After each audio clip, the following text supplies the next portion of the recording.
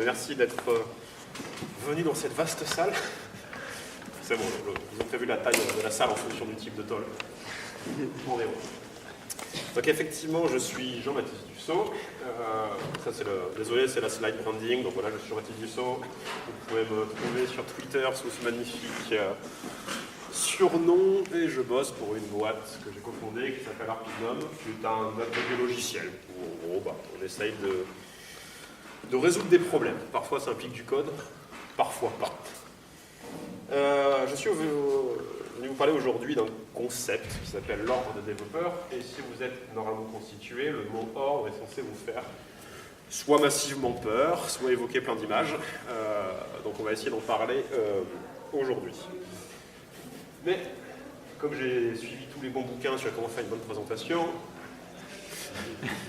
je commence par vous faire rire et ensuite je vais raconter une histoire. Pourquoi je vous montre ce pauvre Dawson qui pleure? Parce qu'en gros, dans ma carrière, ça fait une quinzaine d'années, on va dire à peu près, que je me fais payer pour ça. Je sais pas pour vous, mais j'ai du mal à rencontrer des développeurs ou des développeuses heureux d'être là, heureux de leur métier. Je sais pas si ça est déjà arrivé, vous arrivez dans une nouvelle équipe et vous vous rendez compte que tous les vendredis à 17h, tout le monde va prendre des hectolitres de bière ou de l'alcool de votre choix pour pleurer de la semaine qui vient de se passer. Levez la main si ça fait écho à... Mais n'hésitez pas, on a le droit. C'est pas spécifique aux développeurs. Oui, effectivement, mais en tant que développeur, je vais parler que de ce cadre-là. Et je trouvais que ça m'a questionné pas mal. Par exemple, pour vous donner une anecdote, il y a là, pas mal d'années, j'ai rejoint une SS2I comme tout le monde. Et vous m'avez fait rejoindre... les slides pendant un temps. On m'a fait rejoindre un super forfait qui ne pouvait pas échouer. Je l'avais rejoint en tant qu'expert.net. Ça faisait 2 ans que j'en faisais. J'étais donc mécaniquement expert. Ce forfait, il faut savoir que c'était la 3e tentative du client de réussir ce projet. Donc ce coup-ci, la première fois, il avait échoué en interne. La 2e fois, il avait échoué en offshore. Donc là, ils se sont dit, ce coup-ci, bâti sur l'expérience, on va rien échouer parce qu'on va écrire un cahier des charges parfait. Et il y avait ce chef de projet qui m'a sorti cette phrase, en gros, tu n'es pas payé pour penser, j'ai pensé pour toi. Je le cite, ce n'est pas une exagération, je le cite. On était une équipe de développeurs et développeuses d'une quinzaine de personnes, je pense, au max. Et quand je suis arrivé dans le projet, il avait déjà un peu démarré, je suis arrivé un peu après la bataille. C'était quoi le pattern? C'était la peur. Tout le monde avait peur de ce chef acariâtre qui venait gueuler. Dès qu'il y avait un rire ou quelque chose dans l'open space, il débarquait, il sortait de son bureau. « Qu'est-ce que vous faites? Vous n'êtes pas en train de bosser, là, je vous entends !»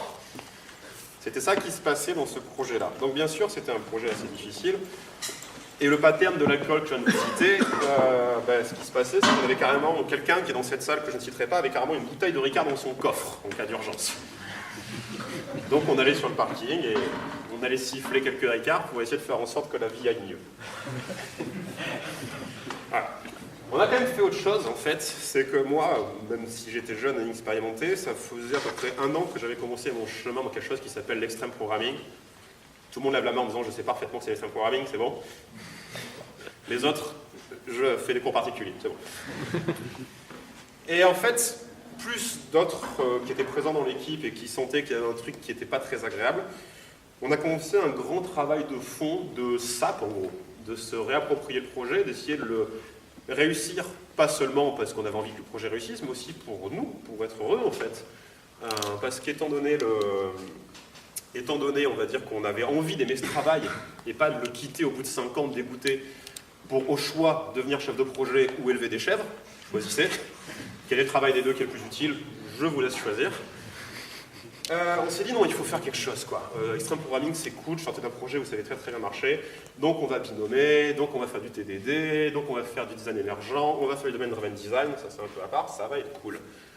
Vous doutez bien que le chef de projet acariâtre, il était plutôt contre cette idée. Donc comment on a réussi à faire ça? En le faisant, sans demander la permission. C'est assez rigolo de voir une équipe, je vous l'avais fait en courte, mais en gros on est passé d'une équipe qui avait peur, qui était isolée, chacun dans son coin, à une équipe qui s'est réapproprié ses pratiques, qui s'est réapproprié son envie de travailler, Et ce qui s'est passé au final, c'est que la peur a disparu. C'est-à-dire que le chef de projet dont on avait peur, où tout le monde se taisait et qu'il rentrait dans le projet, plus personne n'en avait rien à faire en fait.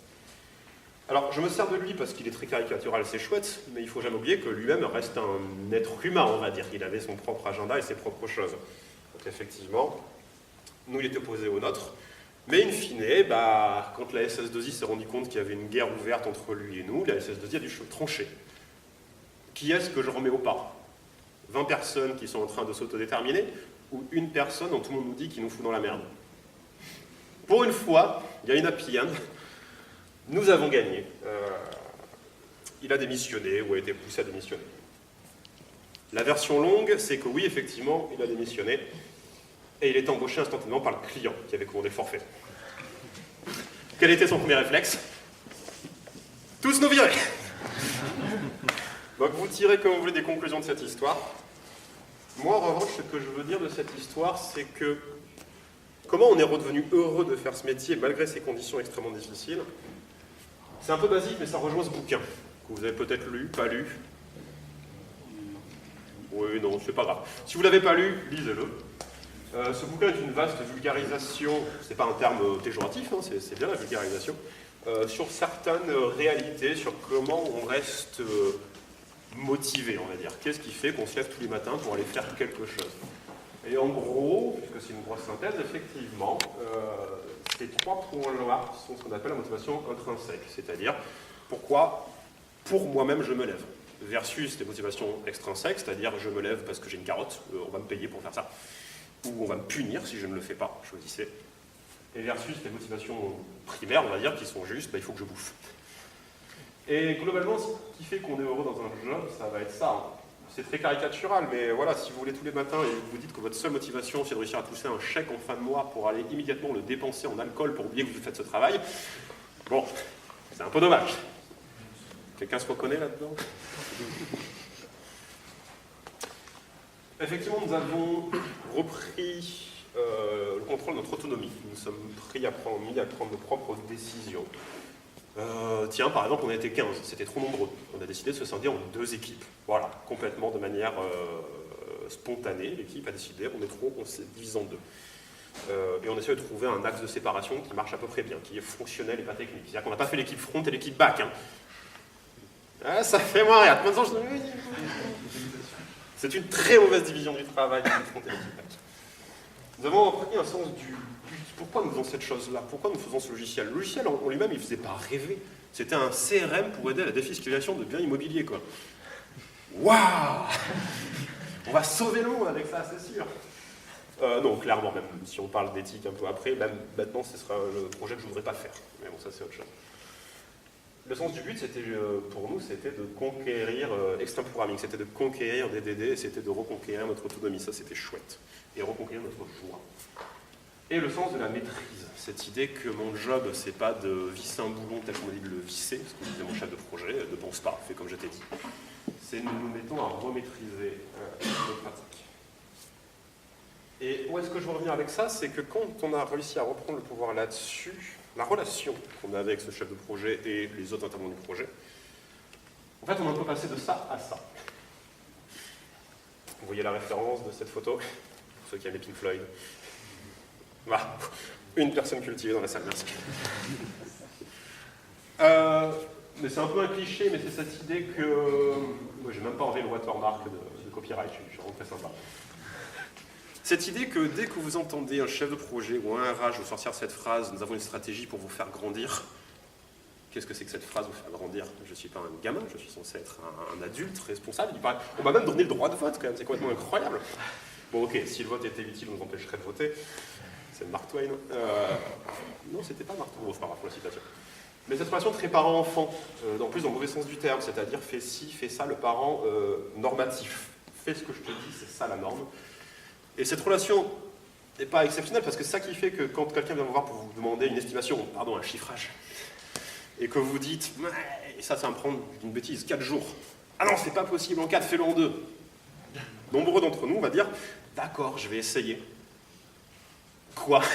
Quoi, vous allez essayer? Ça veut dire que vous avez gardé sous le coude 2 jours magiques, vous n'allez rien branler. Ouais, d'accord, je suis d'accord, je vais prendre ces 2 jours de vacances que je voulais prendre et je vais faire ton truc en 2 jours pour de vrai. Alors que ce qui caractérise la relation de professionnel à professionnel, comme quand vous allez voir, je ne sais pas, votre médecin, votre avocat, c'est que ça va être une sorte de relation commune. Si l'avocat vous dit j'en ai pour 3 jours pour faire une recherche, vous n'allez pas dire fais-le un bordel. Vous allez dire bah il connaît son job. Si votre chirurgien vous dit oui l'opération, je sais pas, elle prend une demi-heure mais il y a 2 heures de préparation parce qu'il faut que je me lave les mains, il faut aller voir l'anesthésiste, enfin des tas de trucs. Déjà. Vous n'allez pas lui dire allez sérieux, te lave pas les mains quoi. Ça ira plus vite comme ça quoi. C'est cet échange entre 2 professionnels, entre 2 adultes, si j'ose dire, qui vont discuter, palabrer, philosopher. Et c'est cette relation-là, en fait, qui m'a intéressé dans ce fameux projet, cette idée de je ne suis plus un gamin qui demande autorisation. Nous sommes entre plusieurs adultes qui essayons de trouver ensemble une manière de faire qui nous convienne. Certains diraient, comme je viens de le dire, de professionnel à professionnel. Alors je trouve qu'il faut se méfier de ce terme professionnel et qu'il faut être bien d'accord sur la définition, puisque vous avez une définition qui peut être un peu cynique. Être professionnel, c'est être payé pour ce qu'on fait.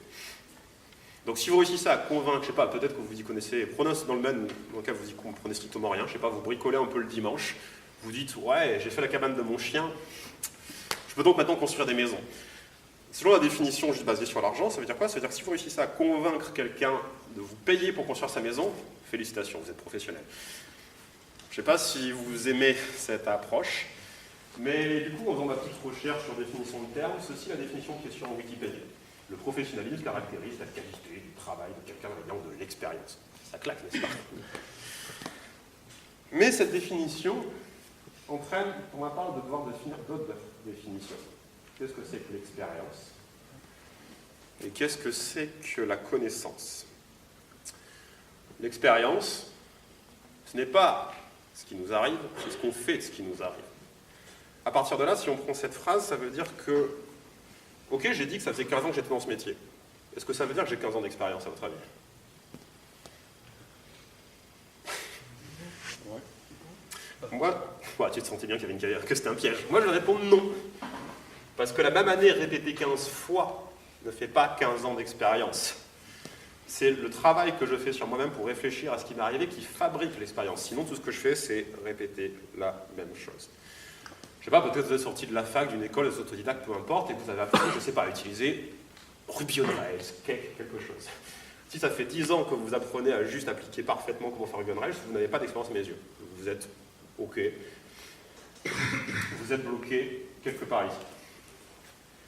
Qu'est-ce que c'est cette slide? Je l'ai écrit, je suis sympa, je mets de la doc. Quelqu'un connaît le modèle de frère Dreyfus sur l'acquisition des compétences? Non, c'est bien, vous aurez appris un truc aujourd'hui. En gros, les frères Dreyfus sont posés la question de qu'est-ce qui fait qu'on passe du statut novice dans n'importe quel sujet qui demande de l'apprentissage au statut d'expert. C'est pas le but de la conf que je vous détaille le modèle, le papier est assez court, il est facile à lire. Ensuite, il a été critiqué, donc je vous encourage à aller lire des critiques du papier. Mais c'est cette idée que, en gros, quand je démarre, la différence, le gap énorme qu'il y a entre être ici et l'expertise, en gros, ça va être l'intuition et le recul, la différence entre nous. Quand je suis novice, si j'apprends à coder ou si j'apprends à conduire, je vais être extrêmement presque en panique parce que je suis en train d'essayer de faire entrer des gestes simples. En gros, la première fois que j'ai pris le volant et qu'on m'a filé le permis, mon cerveau était complètement accaparé à juste comment elle change cette putain de vitesse. Attends, est-ce que j'ai pensé à mettre le clignotant? Et donc dans ce domaine-là, si mon voisin se mettait à me parler, j'étais plutôt en mode « ta gueule, tais-toi !» Parce que mon cerveau était complètement accaparé consciemment à ces tâches élémentaires. Et plus je m'entraîne, plus tout ça, ça descend dans l'inconscient, et mon cerveau est maintenant libéré pour des tâches un peu plus fun. Admirer le paysage, faire la conversation au passager. Alors pas au téléphone, ça, je pourrais revenir après là-dessus. Et l'expert se caractérise aussi par grâce à l'expérience acquise, se caractérise aussi par des connaissances intuitives, parce que l'intuition, ce n'est que l'expérience qui s'exprime, en fait. Et ce modèle dit qu'il y a un gap. Il y a un gap entre avancé et compétent. Ce gap, c'est le moment où on réalise qu'on ne sait pas. C'est le moment où on se rend compte que, alors qu'on pensait être pas mal ici, que je suis de plus en plus fluide, t'as vu, je réussis de plus en plus à utiliser Rails, à créer des procédures stockées. Le gap est passé ici quand on se dit, quand en gros les portes de l'univers s'ouvrent. Ah la vache! Il y a tout ça que je ne sais pas. Le problème de ce modèle, c'est qu'il y a un piège. C'est qu'on peut être bloqué ici. Ça revient sur ce que je disais sur l'expérience et la même année répétée 10 fois. Si je passe 10 ans dans le même contexte à faire la même chose tous les jours, je vais avoir cette impression d'être devenu très très bon à ce que je fais. Je sais écrire des procédures stockées qui font du XML, qui sont balancées dans du XSLT, c'est génial, ça je l'ai fait dans ma carrière. Et je vais avoir l'impression d'être méga bon. L'expert beginner, c'est quoi? C'est typiquement la personne qui prend une boîte qui va vous dire on a toujours fait comme ça ici. Ah, tu voudrais faire des tests unitaires chez nous, mais voilà, on a déjà essayé, ça marche pas, on est pragmatique. Ça, ce sont les signes très clairs de l'expert beginner. Vous rigolez, ça veut dire que ça va, c'est largement du vécu, n'est-ce pas, ça? Ça n'existe pas. Non, ça n'existe pas. L'expert beginner, c'est vraiment quelqu'un qui n'a pas réussi à se rendre compte de tout ce qu'il ne savait pas et qui est bloqué dans ce modèle et qu'en plus, il a un intérêt financier à rester bloqué. Quand sa paye dans cette boîte est justifiée par le fait qu'on pense qu'il est la rockstar ou la rockstar de cette boîte, bah, il est payé à ne pas se rendre compte qu'il ne sait pas. Compliqué, n'est-ce pas? Moi, personnellement, ça m'a fait sortir de ce stade-là, de l'expert beginner. Les fruits pour le plan par hasard ne marchent pas du tout, tant pis. Voilà. Alors, quelqu'un m'a fait ça. En gros, j'ai démissionné de cette boîte où j'étais l'expert beginner. Je suis allé dans un contexte où je me suis rendu compte que c'était hallucinant tout ce que je ne savais pas. En gros, j'ai rencontré mon premier mentor. La première personne qui m'a fait « Bon, ok, tu as fait tes études, ça fait déjà 5 ans que tu bosses. » Oui, j'ai attendu longtemps, je suis quelqu'un de très lent à la compréhension. Ça fait déjà 5 ans que tu bosses, je te montre que tu ne sais rien. Et ça m'a fait beaucoup de bien, mais ça a été quelque chose de difficile à avaler. Parce qu'on est, par rapport aux motivations intrinsèques que j'ai dit, j'ai envie d'avoir l'impression de maîtriser ce que je fais. Quand quelqu'un arrive et me dit « En fait, tu ne sais rien et tu ne maîtrises rien », comment je le vis? Est-ce que je fais comme le renard et je dis « Je n'avais pas envie de ces raisins de toute manière, ou ils n'étaient pas assez mûrs ?» Ou est-ce que c'est une fable de La Fontaine, je vous invite à aller la lire, c'est très court, ça va sans crime, c'est pas trop horrible. Où est-ce que j'avale ça?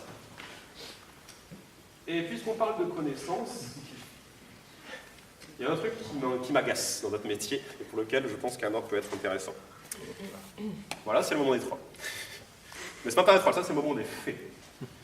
On dit souvent, l'informatique ça va super vite. Tous les 2 ans, il faut que j'apprenne une nouvelle techno. Angular, c'était cool il y a 2 ans. Maintenant, vous êtes des losers si vous faites du Angular. Faire du React. Mais non, faire du React, c'est nul. Faites du Vue.js. Mais non, finalement, Ember, c'était pas si mal. Revenez à faire du Ember. Ça va, ça vous parle tous. En fait, quand on creuse un peu l'histoire de l'informatique, on se rend compte que toutes les idées, ou quasi toutes les idées qu'on nous brande comme super nouvelles, RxJS, Java, etc., globalement, c'est vieux. Mais c'est vieux de vieux, quoi. On a découvert beaucoup de choses par le passé. Notre capacité à les oublier est proprement incroyable en fait. Et c'est juste extrêmement agaçant. D'ailleurs, pour ceux qui font du Ruby ici, quand quelqu'un me dit Ruby, c'est un langage pour start-upers, c'est super jeune, tu fais du Java, t'es un vieux con. Même année, hein. Voilà. Qui est le vieux con, quoi. Bon, ok, Clojure, on peut trop les chickies, connaissait très très bien Lisp. C'est juste que la communauté informatique a redécouvert Lisp par rapport à Clojure. Donc si ce sujet de l'histoire de l'informatique vous intéresse, le long de sa vie est un puits sans fond de connaissances sur la question, c'est pour ça que je l'ai mis. Mais pourquoi ça c'est intéressant comme remarque? Je repique cette citation que m'avait donnée Laurent, c'est qu'en gros, si on ne retient rien de l'expérience, si une communauté, si une société, puisque lui parlait de société humaine et de stade de progression de l'humanité, si on ne retient jamais notre expérience, on n'est pas capable de la transmettre, nous serons bloqués éternellement dans l'enfance. Et ça aussi, si on veut grandir en tant que profession, si on veut sortir de l'enfance de notre profession, il va être temps de commencer à réussir à retenir notre expérience. Pourquoi cette phrase est importante à mes yeux? Pour une deuxième raison, c'est que vous avez peut-être entendu parler de super écoles comme 42, comme la White Coal School, comme le Wagon, comme Simplon, enfin choisissez. Et sans rentrer dans une critique de la totale, il y a juste une citation que je ne connais pas par cœur du président de 42. En gros, je vous la paraphrase avec mes mots. Vous nous pétez les couilles avec votre histoire de connaissances. C'est un truc de vieux cons qui veulent juste protéger leur précaré et de dire qu'il faut de la connaissance parce que ça justifie leur salaire, mais en fait on s'en fout, la connaissance ça sert à rien. Et là, Dixit dit ça. Moi, ça me choque cette phrase en fait. Parce qu'effectivement, dans le fond, il n'a pas complètement tort. Il y a une certaine catégorie d'experts beginners qui vont dire si vous ne savez pas utiliser comment marche un disque dur, ah mon Dieu, c'est catastrophique, vous ne savez pas coder. Vous savez, c'est comme ça que quand vous faites des entretiens d'embauche de code, on vous pose des questions sur des algos dont vous n'avez jamais entendu parler, vous dites on s'en bat les steaks. Et vous avez raison de dire on s'en bat les steaks, de savoir refaire un tri à la main. Mais là où la connaissance, ça m'intéresse, c'est que peut-être qu'il y a un agenda. Et ça aussi, ça m'enquiquine. Est-ce qu'il y a un intérêt à avoir des gens qui ont le strict minimum de connaissances et pas plus dans les entreprises? Quel est l'intérêt massif d'avoir des gens qui ont le strict minimum de connaissances et juste pas plus? Et de leur dire la connaissance, ça sert à rien. Prolétaire. Néo-prolétaire. Ben oui, enfin le terme fait peur, mais effectivement, ça s'appelle la prolétarisation, en fait, ce concept. Faire perdre de la connaissance pour vous embaucher juste à votre temps de présence, à votre force de travail, et du coup vous êtes interchangeable. Vos 2 heures valent autant que les 2 heures de quelqu'un d'autre. Et qu'est-ce qui me dérange quand on me dit j'ai fait une formation de 3 mois pour apprendre Ruby on Rails, c'est que vous n'avez pas de connaissances, vous avez appris à utiliser par cœur un framework, vous êtes donc devenu interchangeable. Et ça me chagrine, parce que comment faire augmenter le niveau de notre profession et de notre réflexion si en fait on est bloqué à juste dire soyez, s'il vous plaît, ignorants des connaissances fondamentales de notre profession. Je vous accorde que vous n'êtes pas obligé d'être d'accord avec moi, mais le fait est que si ce bouquin a été écrit, c'est qu'il se passe des choses dans votre cher SS2I, ESN, pardon. Qui bosse en SS2I ici? Ouh. Enfin, le dernier point qui me fait cogiter sur l'ordre. Ah, pardon, c'est ça. Vous voulez où je veux en venir, n'est-ce pas? Est-ce qu'il vous est déjà arrivé de vous poser la question quand on vous a demandé de faire un bout de code, un projet, de vous dire ça me picote là. Personnellement, en tant qu'être humain, mon éthique est attaquée par ce qu'on me demande de faire, mais c'est pas grave, le monde merveilleux de l'entreprise fait que j'ai le droit d'être un être humain complètement séparé entre la vie privée et la vie professionnelle. Dans la vie professionnelle, j'ai le droit d'être une enflure, mais dans la vie privée, c'est génial de sauter le chaton. En gros, où est-ce que je veux en venir? C'est que l'éthique, c'est très, j'ai une tonne après là-dessus, c'est très personnel, mais le fait est que si jamais vous posez la question de dire ça me dérange, je suis en train de demander faire, alors pas forcément dans le cas Volkswagen, qui est un peu le cas, le parangon du cas de problème d'éthique, mais ça peut être des choses toutes bêtes. Ça peut être quelqu'un vous dit pour faire de la collecte d'email marketing, je sais en France, vraiment c'est le l'opt-in, il ne faut pas précocher la case, je suis prêt à recevoir les choses, on s'en fout, on ne le fait pas, personne ne remarquera. Ça, c'est bête, mais c'est une petite question d'éthique. Est-ce que ça ne vous choque pas de collecter dans d'autres utilisateurs des emails pour ensuite aller les spammer et revendre, leur donner à quelqu'un d'autre? Je n'ai pas de réponse, c'est à vous de vous dire. Ça me dérange, ça ne me dérange pas. Et la question maintenant, c'est est-ce qu'on n'aurait pas plus, utilisons le terme consacré, de lanceurs d'alerte ou d'objecteurs de conscience, si on avait la possibilité de ne pas être seul face à ce combat, en fait, de ne pas être seul sur bon, ben voilà, je suis un développeur au milieu d'une grosse boîte, on me demande de faire un truc pas éthique. Je suis seul dans l'océan, je suis une goutte, que puis-je faire? S'il y avait un lieu où on pouvait au moins en discuter en mode t'inquiète pas, on n'avait rien, c'est juste pour discuter, ce serait pas mal. Je tiens à dire que l'éthique, effectivement, puisque je ne citais le mot, je vais être très clair, non, c'est impossible d'être clair. Je veux juste être clair que moi, c'est plutôt la vision, qui est ce monsieur? Ouais, désolé, de la philo, c'est chaud. C'est Spinoza. Spinoza, c'est le premier, en gros, à avoir dit « Écoutez, les enfants, vos histoires de morale et d'éthique qui sont prescriptives, ça c'est bien, ça c'est mal !» C'est complètement faux. Le bien et le mal, c'est des notions complètement relatives. Les choses sont bonnes, pas... En elles-mêmes, les choses sont bonnes parce que je les désire. C'est juste la projection de mon désir sur la chose qui la rend bonne. Mais effectivement, je peux très bien mal désirer. Mon désir peut être mal placé. Et quelle est la manière de réussir à mieux orienter son désir selon Spinoza? C'est la connaissance. C'est la connaissance de soi et des connaissances ensuite externes, scientifiques. Par rapport à tout ce que je viens de dire, je ne sais pas si ça fait écho un petit peu sur tout ça pour en arriver à Spinoza. Sur l'ordre des développeurs tel que je le vois doit être spinoziste. Ça va, bonne conclusion, je pourrais m'arrêter là. Donc jusque-là, vous ne m'avez pas suivi du tout, on est d'accord? Le résumé de tout ça, la télécommande, j'aurais dû prendre des piles qui marchent, en fait, ça aurait été mieux. Ah ben voilà, plus de piles. Passer en mode manuel. Je viens d'expliquer tout ça pour poser le pourquoi, et donc pour ça qu'à mes yeux, un ordre des développeurs modernes, à mon sens, devrait commencer par permettre ça. Systématiser la rencontre avec un ou une mentor. Comment on féminise mentor? On va garder comme ça. C'est-à-dire cette idée de moi, dans ma carrière, j'ai eu une chance incroyable, c'est de rencontrer la bonne personne au bon moment. C'est un coup de bol cosmique. J'avais une chance sur 1 million de tomber sur cette personne qui m'a mis le coup de pied au cul que j'étais prêt à entendre à ce moment-là, quoi. Et c'est pas cette histoire, mais personnelle, mais elle se répète. C'est-à-dire que si vous prenez d'autres gens qui parlent de profession de développeur ou de développeuse, vous prenez quelqu'un comme Sandro Mancuso, il va vous dire c'est pareil. Je pensais être bon, quelqu'un m'a mis un énorme coup de latte Ça a été très très rude, il a fallu que je décide d'accepter que je ne savais rien, et j'ai enchaîné. Et dans des petits sondages, discussions, meet-up, etc., quand on parle à d'autres développeurs de postes passionnés, on va souvent rencontrer sur « Ah, ben une fois, en 97, c'était un jeudi, il était 17h30. J'ai rencontré telle personne qui m'a fait comprendre que je ne savais rien. » Et donc, plutôt que ce soit basé sur la chance, j'aimerais que ce soit systématisé. Accepter qu'en sortant des écoles, quelles qu'elles soient, ou qu'on soit autodidacte, tout ça c'est parfaitement acceptable, mais on sait globalement rien. Et qu'on commence le chemin de dire « Ok, qui peut me montrer ce que je ne sais pas ?» Un endroit pour discuter nos pratiques. Parce que comme j'ai dit, je pense que la morale ne peut pas être prescriptive, il faut donc en discuter. Est-ce que TDD, ça vaut vraiment le coup? Je ne peux pas vous dire faites-le. Enfin, j'ai très envie de vous dire fermez-la et faites du TDD. Mais ce n'est pas une bonne manière de faire. Peut-être qu'il y a une pratique plus intéressante. Peut-être qu'on pourrait obtenir le même résultat différemment. Discutons-en. J'ai envie d'un ordre pour être, comment dire, entendu. Si j'ai un problème, si je souffre dans ma boîte, etc., est-ce que juste aller sur un Slack quelque part ou aller à un meet-up, ça m'aiderait pas un peu en fait, de me rendre compte en fait que finalement la situation que j'ai vécue jusque-là n'était peut-être pas normale. C'est la phrase d'ouverture d'Extreme Programming. Toi, développeur ou développeuse qui ouvre ce livre, tu vas peut-être te rendre compte qu'il n'y avait rien de mauvais ou de mal vis-à-vis de toi pendant toutes ces années, c'est juste que tu traînais avec les mauvaises personnes. J'ai ouvert XP à un moment où ma carrière était vraiment en difficulté, je tombe sur cette phrase, je fais « Oh !» Deuxième phrase, Extreme Programming parle de changements sociaux. Ça, ce sera pour plus tard. Se rappeler, pour sortir de l'enfance, il faut que l'expérience soit retenue. Donc désolé, c'est anti-42 du coup, par définition. Et enfin, puisque notre profession a un impact gigantesque sur le monde, qu'on le veuille ou non, les grandes phrases du genre « toutes les boîtes du monde se sont transformées en boîtes de logiciels », en fait, même si on a l'impression parfois d'être un rouage insignifiant d'une grande machinerie, le fait est que nous codons le monde.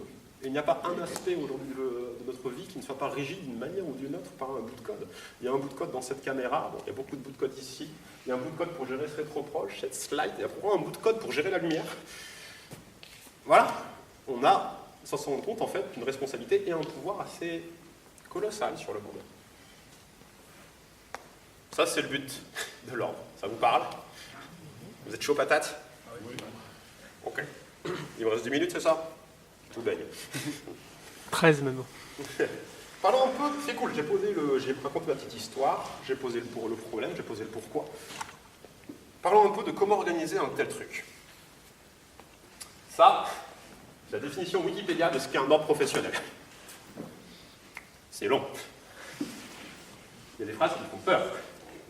Régulation de l'accès à la profession. Waouh. Rien que ça, je peux vous interdire de venir faire cette profession. Cette phrase peut faire peur, mais quand on prend l'ordre des médecins, on fait ouais, à la limite, pourquoi pas. En fait, où est-ce que je vais en dire? Parce que je ne vais pas vous demander de lire toutes les phrases de cette longue liste. Je vous invite à aller sur Wikipédia et l'étudier vous-même. Moi, je sais juste que très personnellement, que par rapport à cette liste et par rapport à la vision personnelle que j'ai d'un ordre, enfin avant d'avoir fait ces recherches, j'avais un peu ça en tête. Je ne sais pas si vous êtes d'accord avec cette perception ou pas. Chacun a sa perception sur l'ordre. Mais d'un côté, on va avoir une image d'épinal d'un ordre sur c'est quelque chose qui est chouette, qui favorise la connaissance, le partage, qui essaye de délibérer sur l'éthique et les pratiques de cette profession. Mais dans les faits, on se rend compte que souvent, un ordre, c'est quelque chose d'assez pyramidal, il y a des gens qui sont tout en haut, on se rend compte qu'il y a une certaine résistance à accepter de nouvelles pratiques. Je veux dire, se laver les mains avant une opération, ça a pris 60-70 ans à être accepté comme une pratique, parlant des médecins. Voilà, un hasard. Et on se rend compte que bien sûr, ça peut entraîner des conflits d'intérêts. Quelqu'un qui est en position de pouvoir dans un ordre, c'est quelqu'un qui devient un point de pression. Si je suis un lobby particulier, quel que soit ce qu'on cache derrière ce mot, et que je cherche à avoir une influence, autant aller chercher les gens d'influence qui seront le relais.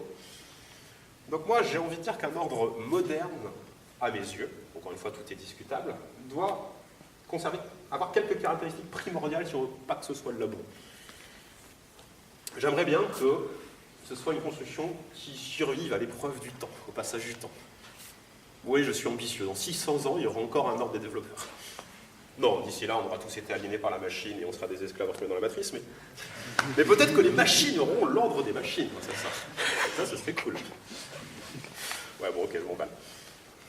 Comme je viens de dire, entacher les prises de pouvoir arbitraires. Je ne veux pas que le camp de ceux qui aiment DDD l'emporte sur ceux qui aiment le MDA. Ok, je ne peux pas encadrer le MDA, mais c'est très personnel. Je n'ai pas à dire quoi que ce soit par-dessus. Comme je disais, favoriser l'émergence de nouvelles idées pour éviter de... Ce matin, on parlait d'homéostasie. C'est bien l'homéostasie, mais il ne faut quand même pas essayer d'un... Voilà, des sorties, tout le monde a dit, c'est ridicule. Le pair programming, est-ce qu'il y a au moins une personne dans la salle qui fait du pair programming au quotidien? C'est la pratique à mettre en place tout de suite, si vous décidez de faire de l'agilité. Voilà. Et si vous êtes vraiment hardcore, mode programming. Tout en permettant la programmation des existantes, bien sûr, pour ne pas oublier le passé. Et pas de conflit d'intérêt. C'est-à-dire que si je vois Capgemini sur son site dire « on fait partie de l'ordre, on est trop bon », j'aurais échoué. Pas de totem, pas de faire-valoir. J'ai eu ce rôle-là de faire valoir, vous savez, on m'envoie faire un entretien avec un client qui veut qu'on fasse extreme programming, donc là, saisit mon bras pour dire oui, oui, regardez, je suis là, je sais en parler. Je ne verrai jamais la gueule du projet, on m'a envoyé ailleurs. C'était le totem. Regardez, c'est bon, il est là, voilà. Quelqu'un est dans ce rôle de totem? Bon, si vous voulez, on fera tout ça en privé à côté, dans des sessions anonymes. Pour survivre les points de vue de temps, je me suis intéressé, je me suis posé la question, quelles sont les constructions humaines qui survivent le plus au passage du temps? Les pyramides, paradoxalement, pas tant que ça. Ok, c'est vieux. Mais nous avons des constructions humaines qui sont encore plus vieilles. Bon, en même temps, j'ai déjà passé la slide, donc vous voyez peut-être où est-ce que je veux en venir. Les villes. Les villes, effectivement. La construction humaine qui résiste le plus au passage du temps, ce sont les villes. C'est-à-dire que vous pouvez imaginer balancer une peste sur la ville, pas grave. La ville survit globalement. Vous pouvez lui envoyer un raz-de-marée pour des tas de choses. Cette construction est incroyable, elle résiste à des changements d'empire, à des guerres, à des catastrophes naturelles. Ah, on a perdu le projecteur. C'est pas grave, vous avez vu la slide, donc on va espérer que le projecteur revienne. Et qu'est-ce qui fait qu'au Moyen-Âge, vous preniez une ville qui était touchée par la peste et qui était séparée en deux par une rivière, qu'est-ce qui fait qu'elle survivait? Qu'est-ce qui fait que le conseil de village se réunissait quand même dans ces conditions? En fait, c'est juste la capacité d'adaptation. C'est-à-dire que, imaginons qu'avoir un boulanger soit primordial à la survie de ce village ou de cette ville. Si le boulanger meurt, quelqu'un va le remplacer. On va pas être là en mode « oh, bah tant pis, allons tous mourir ». Mais c'est comme ça, mon chef, il m'a dit que j'ai... Non, bien sûr, on va se réadapter. En gros, tant pis, vous voyez pas les slides, c'est vraiment très antiquinant. C'est en fait une construction cellulaire, tout simplement. C'est qu'on des agents plus ou moins autonomes s'entendent spontanément sur faire ou défaire des liens et des relations. Et c'est cette plasticité qui crée la survie. Et du coup, ça m'a fait poser la question de dire ok, est-ce qu'il y a une manière d'organiser les êtres humains qui mime un peu ça, en fait, cette idée de dire il faut qu'on ait un but commun, mais qu'on soit massivement organisé de manière autonome sans que ça devienne, sans que l'ordre en perde son essence. Et il se trouve que dans l'histoire de l'humanité, il y a au moins un exemple de ça, n'oubliez pas la diapo, mais malgré l'image qu'on a retenue, les pirates étaient une organisation qui ressemblait à ça. Je m'explique. Les pirates, globalement, on en a retenu que c'était des gens sans foi ni loi, qui égorgeaient femmes et enfants. En fait, c'est pas vrai. Les pirates, globalement, historiquement, enfin les vrais pirates, allez pour ça, sont juste des gens qui ont repris possession de leur outil de production, l'outil de travail qui s'appelle le bateau. Parce que les chances de survie d'un matelot sur une traversée étaient égales ou inférieures, par exemple, à la chance de survie d'un esclave qui était transporté sur ce bateau. C'est-à-dire, en fait, avant cet avènement-là, où les matelots sont devenus juste des salariés qui étaient extrêmement maltraités, avant, les matelots possédaient une part de la marchandise, ce qui fait que le risque était compensé par le fait qu'ils touchaient plus, en fait, qu'ils possédaient, en fait. Et donc, les premiers pirates sont des gens qui se sont rebellés contre ça, parce que leur chance de survie était naze, ils se faisaient fouetter. Ça arrive, d'accord. Et ils ont repris possession du bateau.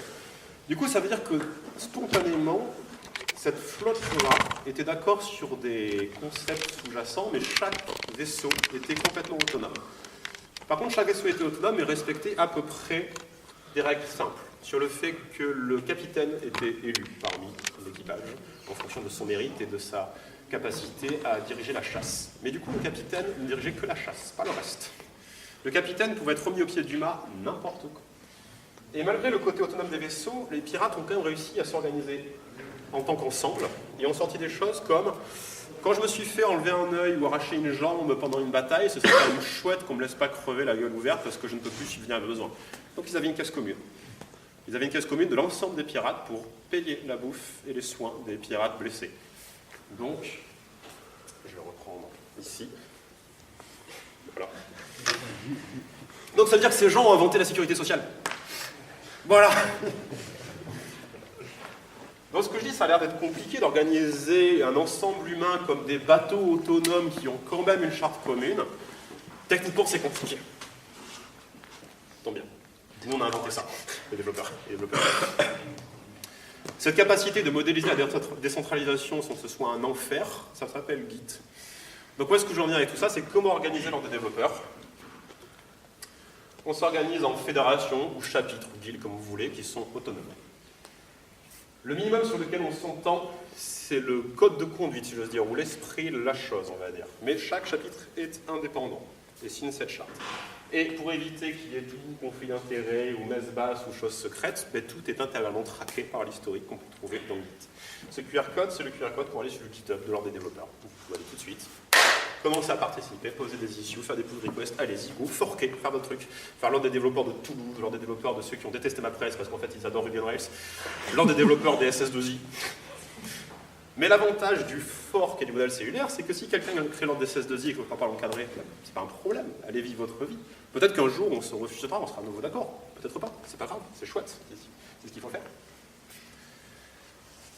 Ça, c'est l'organisation de l'ensemble. Et pour prendre des décisions au sein de l'ordre, parce que sinon il n'y aura pas grand-chose au sein de l'ordre, puisque ça va être toutes des fédérations, il faut tomber d'accord sur qu'est-ce que c'est notre code de conduite. On a déjà commencé, vous pouvez aller voir ce que c'est. Mais comment on s'est organisé jusque-là, c'est qu'on décide quand on assemblée. Pour faire bien, j'ai dit assemblée constituante. Pour éviter que la voix minoritaire l'emporte sur la voix majoritaire, on prend une décision sans vote. Il faut qu'on tombe d'accord quand on sort de cette assemblée. Sinon, rien n'est écrit. Oui, le vote est antidémocratique, mais ça, je pourrais le garder pour plus tard. Encore une fois, si le vote servait à quelque chose, vous empêcherait de le faire. Catalogne? Pardon. C'était le moment politique troll, vous en faites ce que vous voulez. Imaginons que j'ai réussi, que ça y est, on est plein à l'ordre, etc. Enfin, du coup, j'en ai absolument pas le pouvoir, bien entendu. Si on est trop nombreux, une bonne manière de réussir à prendre des décisions d'ensemble à prendre trop nombreux, c'est de faire du tirage au sort. Et si on est 1000, de trouver l'échantillon significatif qui pourrait prendre une décision et qu'on le prenne tiré au sort. C'est-à-dire, ça évite des concentrations de pouvoir qui sont prédictibles, puisque c'est tiré au sort à chaque fois et retiré au sort au fur et à mesure. Et du coup, la gestion divergente est sans passer sur, si on n'est pas d'accord, il n'y a aucun problème, forquer.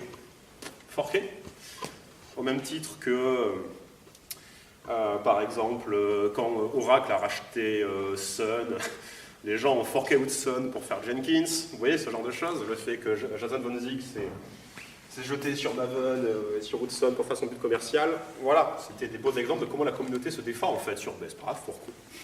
Et on verra où iront les pieds. Appliquons la règle des 2 pieds à ces choses-là. Donc tout ça est déjà dispo encore une fois sur GitHub, je me répète. Nous avons un Slack qui est hébergé par une communauté qui s'appelle okiwi.org, qui est bordelaise, vous pouvez aller sur le site et venir sur le Slack et discuter. Je ne sais pas où ça mènera, j'en sais rien. Mais si vous avez trouvé ma présentation cohérente, si vous voulez cogiter aux problèmes que j'ai décrits, parce que vous trouvez vous aussi qu'ils sont des problèmes, globalement, venez discuter, en fait, ça va s'arrêter, ça va commencer par ça.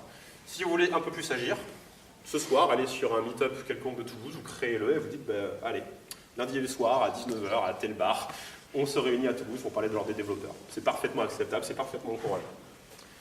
Petite note de la fin. Savez-vous que les ordres professionnels sont interdits depuis 1791?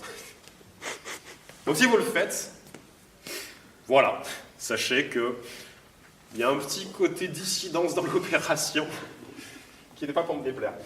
C'était la loi Le Chapelier. Il y a 2 versions d'interpréter la loi Le Chapelier. La loi Le Chapelier interdit les ordres professionnels. L'excuse officielle, c'était l'esprit révolutionnaire, c'est qu'il ne pouvait pas y avoir de corps intermédiaire entre le citoyen et l'État. Et les ordres étaient donc un corps intermédiaire, il fallait qu'on les interdise. La deuxième explication, elle était clairement commerciale. Les ordres, comme ils régissent l'accès à une profession, c'est inadmissible. Tout le monde est libre de faire exactement ce qui lui passe par la tête du moment qu'il trouve quelqu'un qui est prêt à le payer pour ça. Donc oui, ils ont dissous l'ordre des médecins. Voilà. L'ordre des médecins n'est réapparu qu'au XXe siècle. Hein. Il est assez récent, paradoxalement. Mais en fait, juste pour le point d'histoire, c'est intéressant de savoir que c'est toujours illégal à ce jour. L'ordre des infirmiers et infirmières a essayé de se créer, grosse fessée. Il paraît qu'il me reste 2 minutes. Je vous dis voilà, c'est rigolo. Allez creuser cette partie de l'histoire, c'est toujours intéressant de se repencher de pourquoi les ordres sont interdits. Quelles étaient les raisons? Relire les débats à l'époque. Parce que rien n'est jamais blanc ou noir. C'est assez intéressant de voir les nuances et les fluctuations sur cette décision. Merci.